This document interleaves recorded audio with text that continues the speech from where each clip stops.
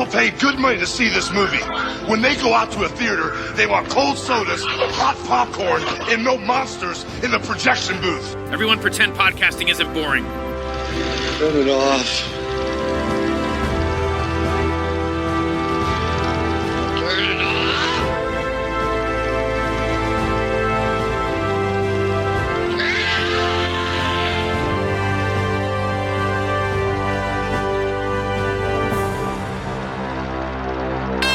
I want you to know I will never drink so much as a thimbleful of the milk they extract from you.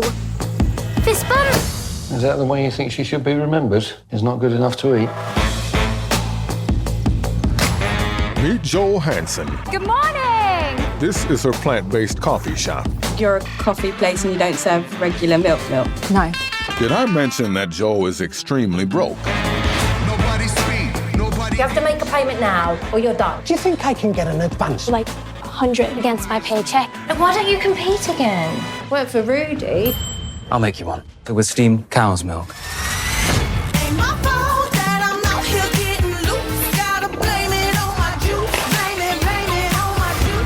Joe, luck with that vegan thing. The World Barista Championships was a cash prize of 50,000 euros. In espresso. Aren't you that nutter from Nationals that went completely mental? What? No! This is a coffee competition, not a milk competition! That nut milk has turned her into a nutter.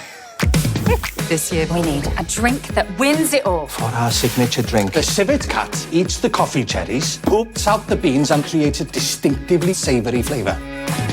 Did the cat eat a bunch of garlic chili paste? Oh, that was me. These coffee beans come from you. I like it. These cherries, they are the very best of the best. This is exactly what I need. Yes! It is a coffee taste bud takedown. Lisa! All right, keep your hair on. It's winner takes all! This is the Everest of coffee excellence, and there's only one way to scale it. Together. I'll put you out of business. Well, you better win this thing then. I am all in. Have some faith, I'll make you a believer. Now brewing. And by the way, I'm not Morgan Freeman. Hey folks, welcome to a special episode of The Projection Booth. I'm your host, Mike White. On this episode, I am talking with two of the stars of the new film Coffee Wars, which was written by Randall Miller and co-written by Miller and David Rawlins. I'm talking with two of the stars of the film, Kate Nash and Toby Sebastian, all about their roles in the film. It is currently streaming and definitely something I would recommend. Kind of a quirky little indie comedy that needs a little bit of love because it's got a lot to offer. Hope you enjoyed the interview. Kate and Toby, thank you so much for joining me. I'm super excited to talk about Coffee Wars.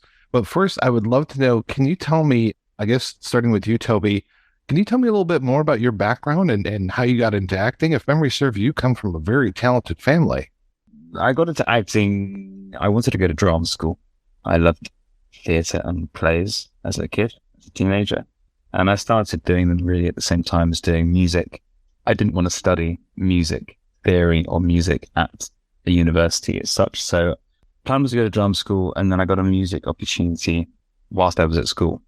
And so I left school a year early and I took that because it was an opportunity I couldn't really refuse. It was a major label deal.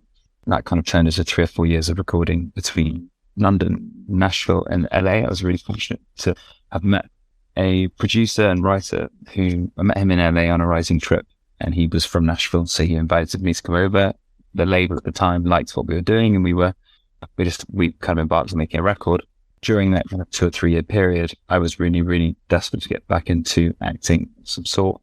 I kind of missed the camaraderie and working with lots of other people like on a day-to-day basis. I loved collaborating with the producer that I was working with, but I kind of wanted like more collaboration as well outside of that in a different creative way. So I was sending auditions out to agencies and to people, not really hearing stuff for a while just because most people don't hear anything. And then I was very fortunate to meet my first ever acting agent, who was also head of music crossover at an agency in LA, and I then she made it very clear that she couldn't take me on because you can't just like skip a cue and just when you have worked and done any training. And so I embarked on kind of taking on these auditions that she'd send me very kindly. And then when I landed my first one, which was 12 lines in a film, that kind of sealed the working relationship. And then I was very much back into that world, but now this time on a professional level and kind of learning on the job. And then Kate, you come from a very musical background as well. Yeah, kind of similar actually. Like I was doing acting classes and then I found out about this school called the Brit School in like my final year of GCSEs and stuff. One of the girls in the year above was going there and I heard about this school and I like tracked her down and I was like, tell me about this school. Because it's like, it was one of the only free, I don't know now, but at the time it was the only free performing arts school in London. And I just really desperately wanted to go there. So I went to like an open night with my parents and I just really was attracted to the theatre department because I loved everything about the students and what they were doing. And so I applied for theatre and I got in Brit School. And then after that, I similarly like wanted to go to drama school, university, didn't get into any of them. And then I was working at Nando's and I fell down the stairs and broke my foot. And I was just like laid up with this broken foot, feeling sorry for myself because all my friends were going off and doing exciting things and I felt very left behind. And so I decided I was going to book my first gig. I was going to write songs, record them, make a MySpace page. And then when my foot was healed, I was going to like go live with my MySpace page and I was going to book my first gig. And so it was this kind of incentive, I think, with the broken foot that doing a gig was something I always really wanted to do, but I was quite intimidated by it and I was quite nervous about it. But, you know, I got to that point where being scared was better than being incredibly bored. And so I just like took the plunge and did it. And then I was just very lucky that I came up at this time during MySpace where we had so much freedom and kids in London were really just deciding what was, or kids all over, I guess, not just London. And it was everywhere. But we're sort of deciding what was going to be popular in music. We had no playlisters, no A&R people in control of it, no algorithm, no gatekeeping. So I was very lucky to kind of come up at that time and have success with my first record. And then me and Toby actually share a manager. Margaret Polak is our manager and she's quite a magical person. And she was bonding with her daughter. Her daughter was into my music and she bought tickets for her daughter to see my show. I happened to be playing in LA and she was like, great, I'm going to bond with my teenage daughter and sort of looked me up and read that I was interested in acting. And so she came to my gig and then she's very much about like synchronicity and she wanted to meet with me and then asked if I wanted to, start doing auditions. And that was sort of in 2011 or 12. And yeah, and then I made a record in LA which is where she was based. And I ended up like flying out there a lot and then moving there for about 9 years. I lived in LA. And so that's kind of how I got into acting. I think the first thing I saw you in was Glow, and you were just amazing in that. Well, thank you so much. Yeah, Glow was a dream job. It really was one of those jobs where you're like, this is just so insanely, I feel so lucky to be part of this with all these women and wrestling and in the 80s. And like, we laughed so much together on that job. It was so, and I feel very lucky to have worked on Coffee Wars with Toby because it's an amazing thing to go to work and laugh. You know what I mean? Laugh every day. Best. And we just laughed so much. This guy makes me laugh so much. He makes me laugh just thinking about it. Can't look at me and laugh. You've got funny bones. He's got funny bones. He's a funny guy. He's a funny fucker. I can't help it. I'm joking. I'm not funny at all. A lot of dad jokes, but that's kind of where I finish with my comedy. Toby, how did the role for Coffee Wars come to you? So I worked for the casting director, Sharon Howard-Field. I have worked with on 3 or 4 projects prior. I think it's 3 projects prior to Coffee Wars, and one in the small role the first time. The second one required more actually working with her, quite a hands-on approach to the audition process. So I was kind of good friends with Sharon after those 2 or 3 projects, and she told me that she had this comedy.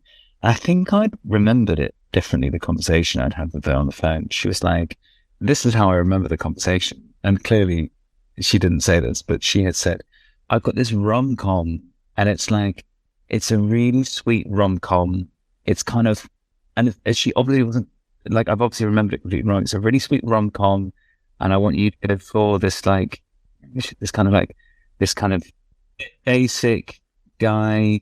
And she'd mentioned a wedding. I got this completely wrong. But it's not the same movie. I made it up. Obviously, it's my imagination.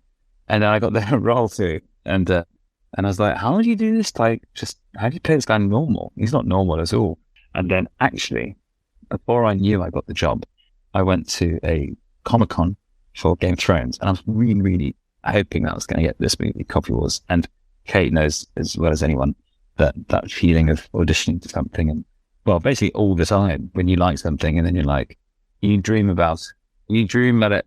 You almost wish that you never actually did the audition, so that you could just live in this world of daydream forever that you got the role. Anyway, so I kind of went to this Comic-Con, the Game of Thrones, and on the way back, I got a missed call from Randy, and I was like, I feel odd. I've never had a missed call from a director before, like, especially if I haven't got the movie. Why would he want to talk to me? And then, like, a day later, I got given the role. And then the character, I thought he was just like a guy that kind of like twizzled a little bit and, you know, sprung back and forth in and out of shot.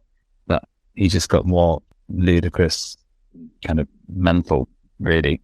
It just brought him to life in such a like physical way, I think, as well, that you just like, and Randy was like pushing you. As soon as you started doing all this mad stuff, Randy was like, right. Great fun. I remember our first day.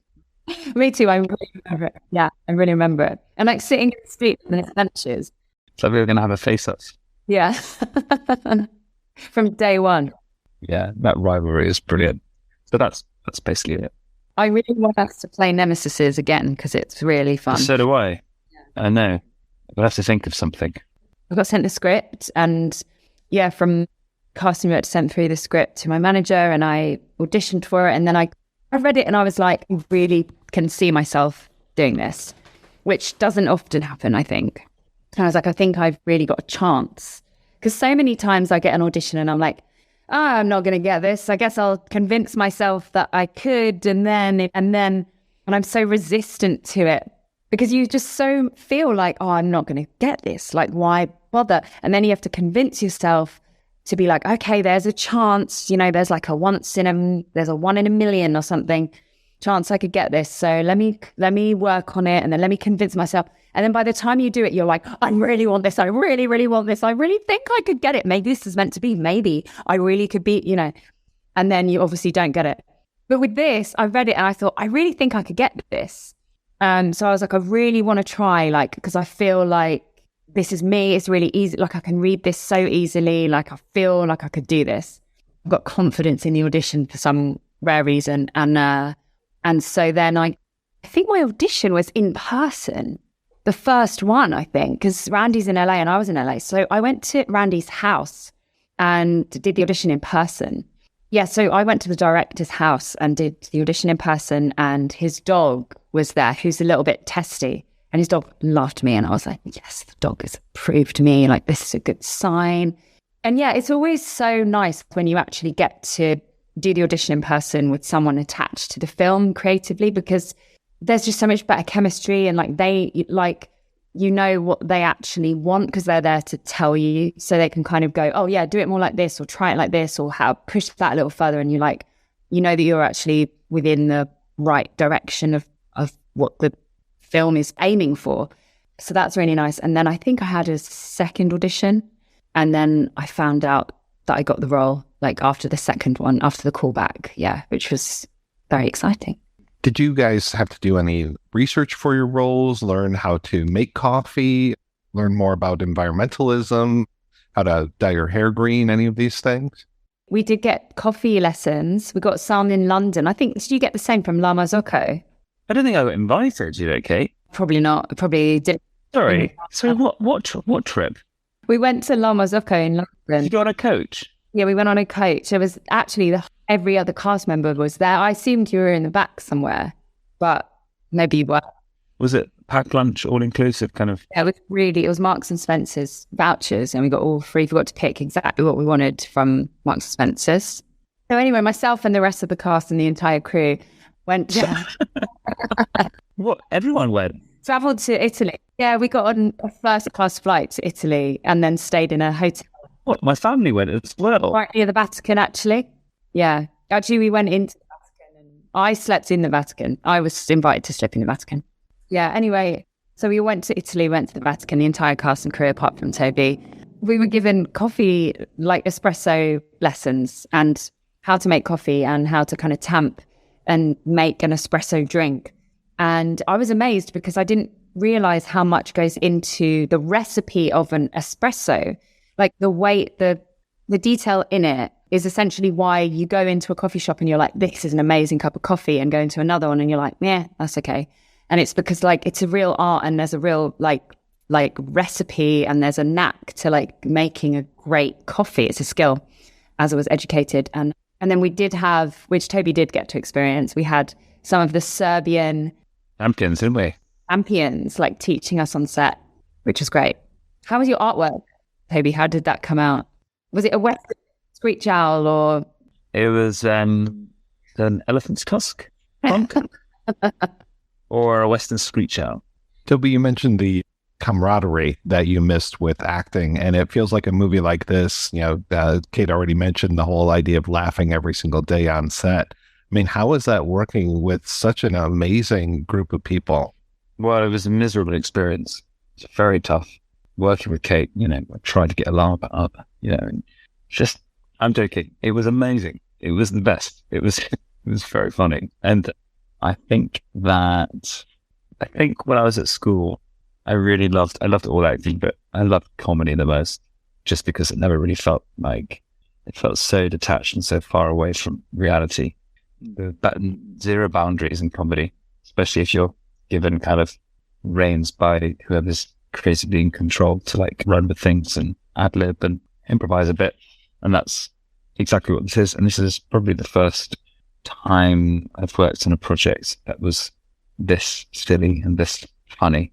So it was magic. I loved it a lot. How much of the movie is you guys versus how much was actually on the page when you started? I'd say like 90% of it or 95% of it, right, Kate, was on the page. But there were, depending on the character, there were people that Sally Phillips just went off and just like Sally Phillips did, and it was genius. She is a genius, Yeah, a lot. The script is great, and it was very it was very like natural. Nothing ever felt. There was a few things that we might be able to say, oh, can we change this, or what about this? What about this way of doing it? Which I think we did have like flexibility, but at the same time, like the script was already really good and just kind of felt really natural, didn't it? Yeah, it felt good, but really good.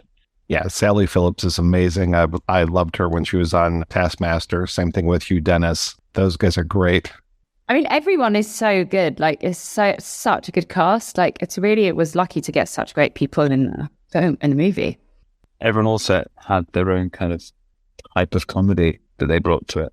It's like no one did something that someone else was doing. Everyone brought their own thing to it. So they're like levels of silliness. And within those levels of silliness, you had dry humor, sarcasm, slapstick comedy. Some people would provide some physicality, there was slapstick, and then they'd also have a dry response. So you'd have like a mix of sarcasm, and it's just like so funny. And you've got people like Saoirse who, like, even before she speaks, her eyes and the way that she pulls, like, the faces are just so funny and adorable at the same time. And the same with Hawaiian as well. Freddie's star. Oh, Freddie. Yeah.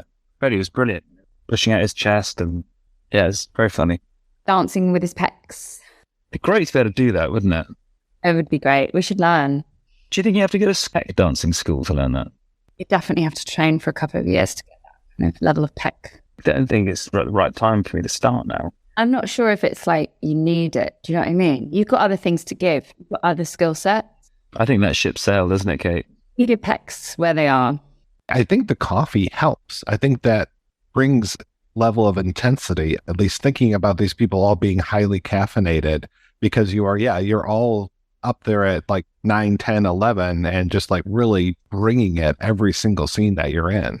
I think so too. It's like this hyper reality where everything's really colourful and everything's really intense, and and the movie's like fast paced and snappy. And you're right, like when you watch it, I've obviously watched it a few times, and I'm like, oh yeah, it is this kind of long setup before you're really in the story of like what's happening now, but it all feels so like choppy and like fun and fast paced. I think it really suits the world of like coffee, Did you have any challenges working on this? Because it feels like you just had a ball working. It was hot. We were sweating a lot. That was the only real thing, because we had great crew and we had a lot of laughs, but we were all just like, that scene in the underground, like coffee It's champion. very, very hot. But Toby goes soaking wet when he came out of that, like soaking, just screaming, like. I got a video of 3 people drying me with a hairdryer dry between takes. And it didn't work really at all. It was like pointless. It's pointless. It's so hot in there, and you have to turn these fans off before you start shooting. And you'll be waiting for the cameras to roll, and obviously the lighting and everything. And also it was intense. We were all jumping around in that scene. We're like, the music's playing and it picks up, and we're all like, and everyone's like chanting. But we looked good in it. I was like worried that we were going to look completely. I think the heat sweated out all the facial puff. But I think so. For example, like Hugh Jackman did like 2 days of like drinking no water before some of his shots in Les Mis, apparently, to get like really gaunt, to look like you hadn't eaten because there's like, obviously you drink water to get rid of water, but then at the final, if you really, really want to do that, I think that's a thing that people do. Don't quote me on this. This is what I'm saying now. Anyway, you can pretend that it's real. Yes, fact check it before you listen to me, and don't anyone ever do this. Okay, yeah, don't not drink water for 2 days. Yeah, don't not drink water. But anyway, I think that's probably what happened with the amount of. I mean, I don't know how much you were sweating, but I was sweating a lot. So, I guess if there's anything to learn from it, turn your house into a sauna before shooting. I love the economic model of this movie, this whole idea of all of the proceeds from the movie going to environmental and animal welfare causes.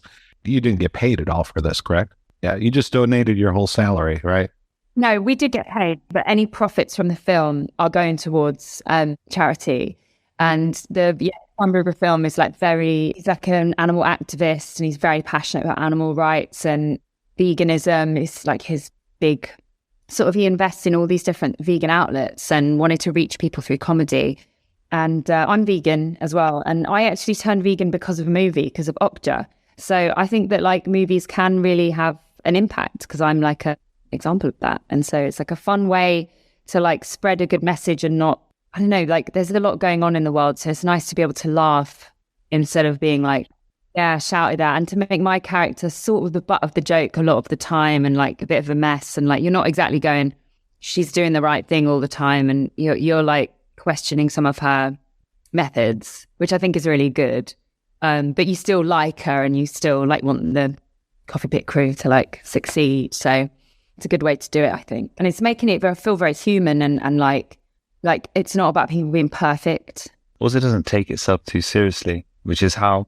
Really, if we want to get like really important messages, or if we want to make positive change in all aspects of the world, I think that doing it through comedy is a very smart way of doing it, so that some people who maybe might feel attacked if you did it another way don't feel like they're being patronized, and instead they could be taught and made aware of stuff. And what's brilliant about it is that, as you said, Kate, even as the movie goes along, there are even moments where brilliant Ray and Sally Phillips be like, and here comes Joe Hansen with her watery nut juice, and they're also taking, like it's going back and forth throughout the whole thing. So there's a message throughout the whole thing, but it does take turns, and it feels like it's a very soft way of approaching these things, and very comical and happy. I know the movie is streaming now. Did it have a theatrical run? No, it didn't have a theatrical run. I think a lot of movies have done that sort of since the pandemic, like realizing the effective way to reach audiences. It's more likely that more people will see it, unless you're like a huge, huge, huge franchise that has guaranteed bums on seats. If you're an indie and you get to go straight onto a streaming platform. They're like, the whole world is really on there, or a good chunk of it anyway, in terms of that's where... It would have been cool though. I know it would have been cool. There is something magical about the cinema, but also people like to consume through streaming, So what's next up for you guys? Kate, what are you working on now? Actually, me and Toby both are doing a show, but separately on different days at O'Meara in London. Yes, we are. Yours is soon, isn't it? When is yours? Mine's on the 25th of this month. And mine is on the 1st of June.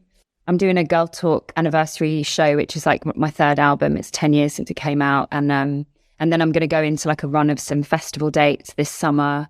And I'm going to release some new music soon. Yeah, so I'm just kind of working on music at the moment, which is like nice. I have said show at O'Meara on the 25th of this month.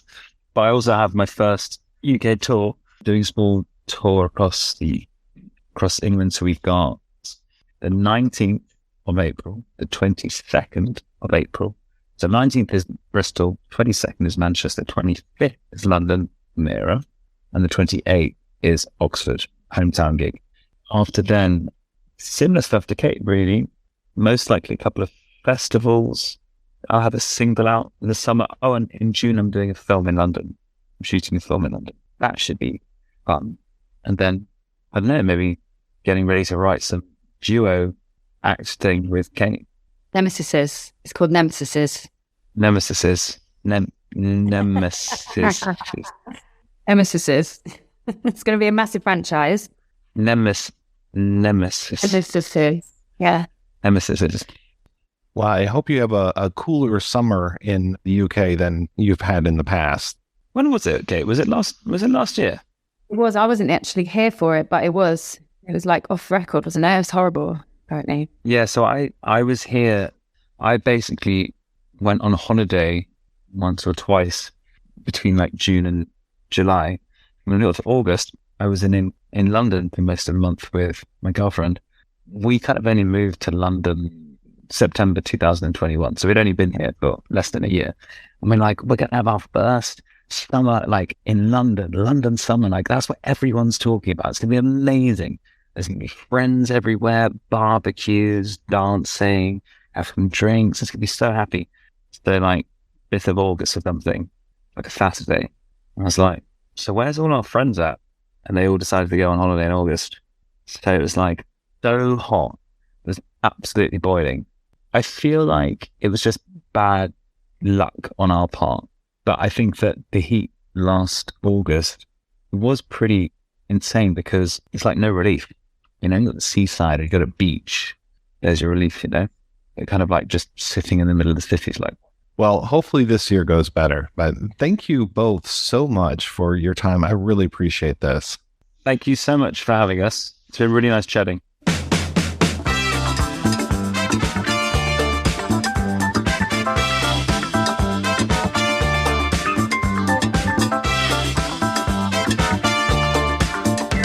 Way down among Brazilians, coffee beans grow by the billions, so they've got to find those extra cups to fill. They've got an awful lot of coffee in Brazil. You date a girl and find out later she smells like a percolator. Her perfume was made right on the grill. They've got an awful lot of coffee in Brazil. No tea, or tomato juice. You see, no potato juice. All the farmers in Africa say, hey, hey. A politician's daughter was accused of drinking water and was fined a great big $50 bill.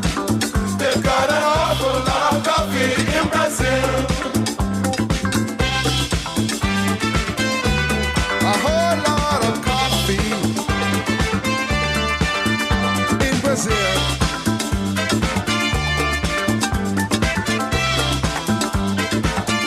Oh yeah, yeah, yeah.